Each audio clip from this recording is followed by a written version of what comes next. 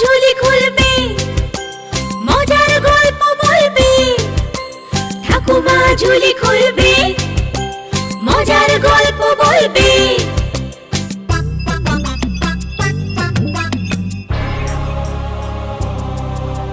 গা ছমছম কি হয় কি হয়, কখনো মজার কখনো বা ভয়। গা ছমছম কি হয় কি হয়, কখনো মজার কখনো বা ভয়। পশু পাখি রাজা রানী ভূত পেতনি, চোখের সামনে সব হাঁটবে চলবে, কথা বলবে।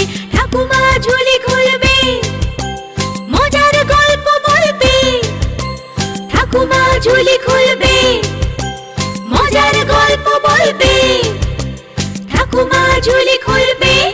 এক গভীর জঙ্গলের ধারে ছিল ছোট্ট একটা নদী, আর সেই নদীর ধারেই ছিল ধোপাদের বসতি।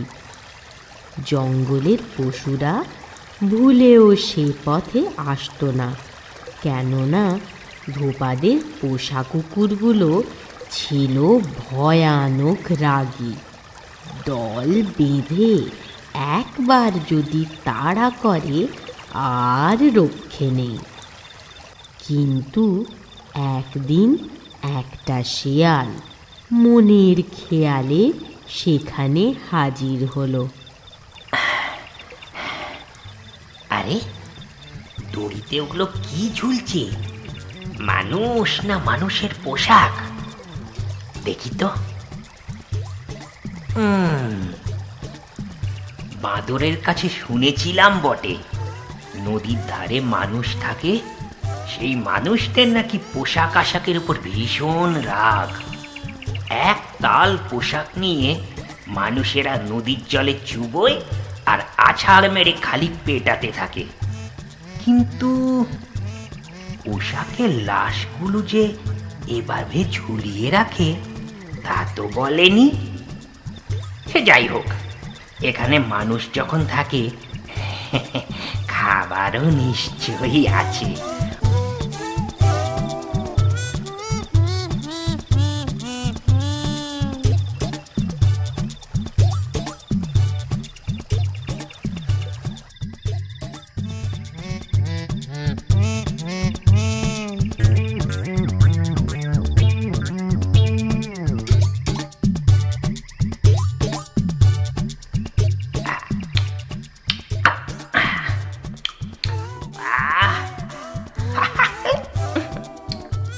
সুন্দর খেতে, মন একেবারে ভরে গেল। এবার থেকে রোজ এখানেই আসবো আর ভালো ভালো খাবার খাবো।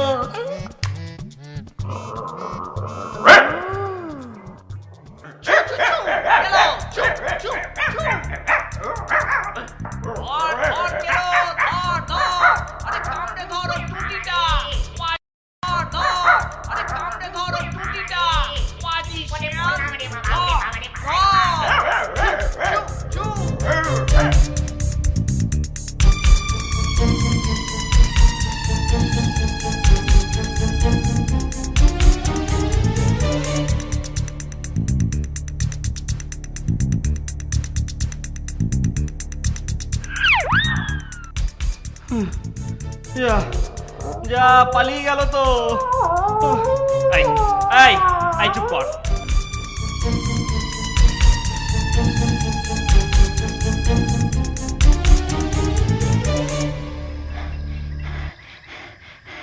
ওরে বাবা, ওরে বাপ রে বাপ, খুব বাঁচা বেঁচে গেছি। আর একটু হলেই আমার ছিঁড়ে খেত ওই কুত্তাটা। বড্ড হাঁপিয়ে গেছি, একটু একটু জল খাই।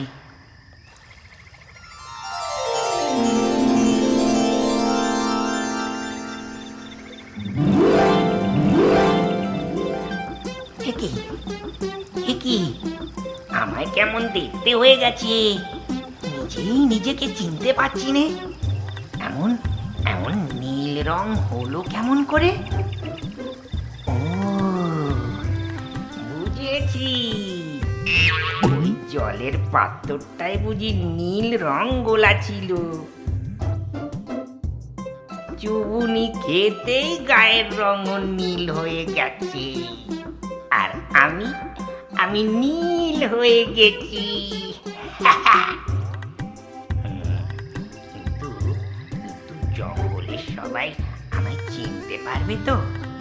অবশ্য অবশ্য না চিনলেও কোনো ক্ষতি নেই। ওই তো একটা হরিণী। দেখি দেখি দেখি ও আমায় চেনে কিনা। কি করছো হরিণী? তোমায় তো ঠিক চিনতে পারলুম না, কে তুমি? আমি আমি ভগবানের দূত। ভগবান আমায় তোমাদের রাজা করে পাঠিয়েছে। ও মা, আমাদের রাজা তো আছে, সিংহ। আমি হলেন রাজার রাজা, নীলদূত। নীলদূত? অদ্ভুত তো।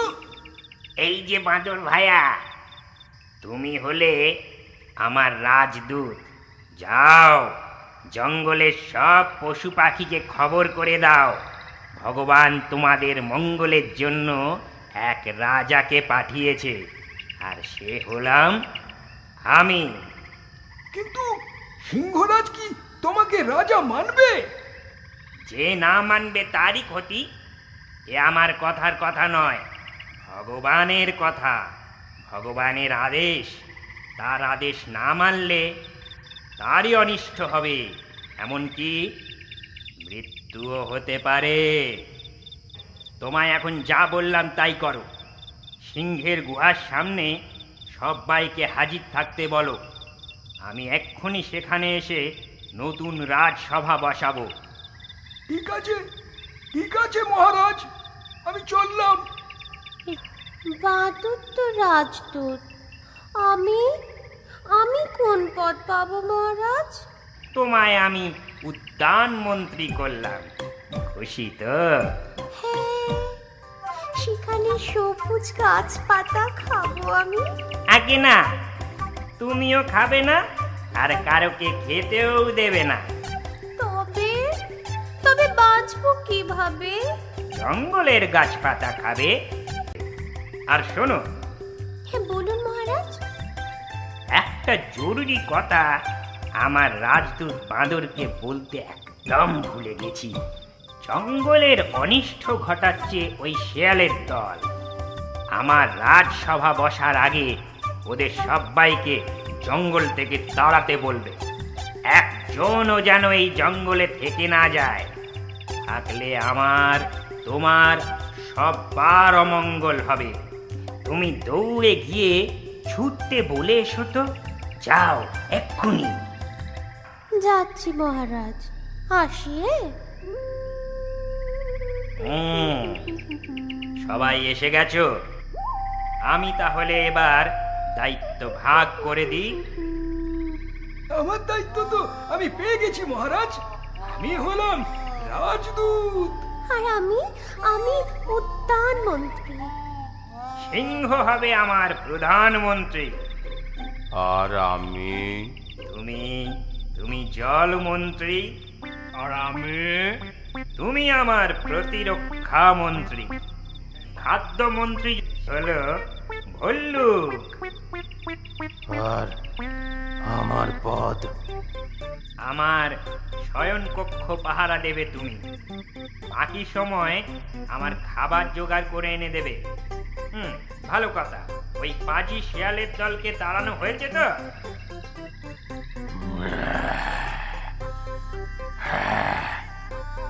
কিন্তু একটা প্রশ্ন করব। প্রশ্ন? কেন কেন? না না, মানে খুব জানতে ইচ্ছে করছে।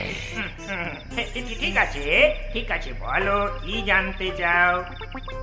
আপনাকে তো অনেকটা শিয়ালের মতোই দেখতে, শুধু রংটা নেই। এই যা।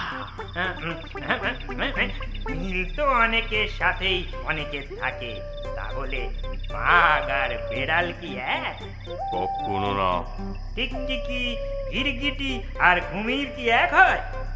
মোটেও না। হুম, হুম। কোথায় আমি আর কোথায় ওই গিরগিটি আর টিকটিকি? কিন্তু মহারাজ, আপনার গায়ের রংটা এমন ওই আকাশে। আর আকাশের রং কি? নীল নীল। হ্যাঁ, ভগবানের রঙও নীল, আর তার দূত এই আমি। আমার রং নীল হবে না তো কি কালো হবে? নীল আকাশের সাথে ভগবানের নীল রংটা এমন মিশে থাকে বলেই না তাকে দেখা যায় না। এবার বুঝলাম। আজকের রাজসভা এখানেই খতম। এবার যে যার কাজ করো দেখি।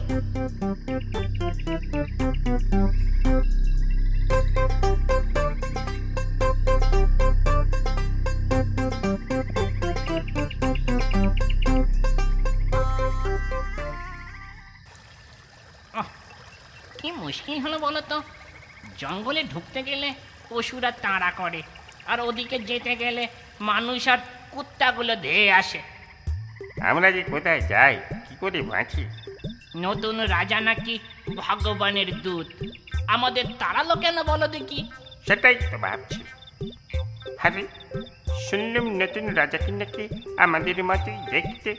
হ্যাঁ, বাঁদর তো তাই বলল, শুধু গায়ের রংটা নাকি নীল। ওই ওই ওই ওইদিকে তাকিয়ে দেখ, ওই ধোপাটা সাদা কাপড় ওই পাত্রটা চোবাচ্ছে, আর কেমন নীল হয়ে যাচ্ছে। আরে তাই তো, ধোপার হাত দুটোও তো নীল দেখাচ্ছে। তবে কি? হ্যাঁ হ্যাঁ ঠিক ধরেছিস, ঠিক ধরেছিস। এই নতুন রাজা আর অন্য কেউ নয়, আমাদেরই একজন। এখন বুঝতে পারছি সবাইকে ছেড়ে আমাদের কেন তাড়িয়েছে। চল চল, সবাইকে বলে দি, চল। ওভাবে নয়, বুদ্ধি করে ওকে ধরিয়ে দিতে হবে। মুখের কথা কেউ মানতে চাইবে না। চল, গুহার সামনে যেতে হবে। কিন্তু সেখানে যাব কি করে? রাতের অন্ধকারে লুকিয়ে। তারপর? তারপর সেটা পরেই বলছি।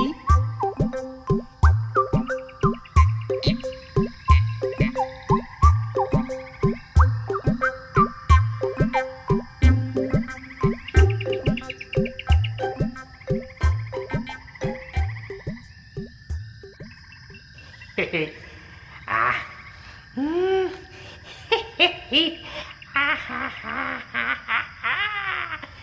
দিনগুলো বেশ ভালোই কাটছে। এই না হলে রাজার জীবন। শুধু পায়ের উপর পা তুলে আহা আহা। কিন্তু কেমন বুদ্ধু বানিয়েছি সবাইকে। মনের থেকে না মানলেও সিংহরাজ বাধ্য হয়ে আমাকে রাজা মানছে। ভাবতেই বেশ ইয়ে লাগছে। না না, হ্যাঁ হ্যাঁ, এবারে সব এখানে চুপ করে লুকিয়ে থাক, চুপ করে। তারপরে কথা মতো কাজ করবো। ঠিক আছে, ঠিক আছে।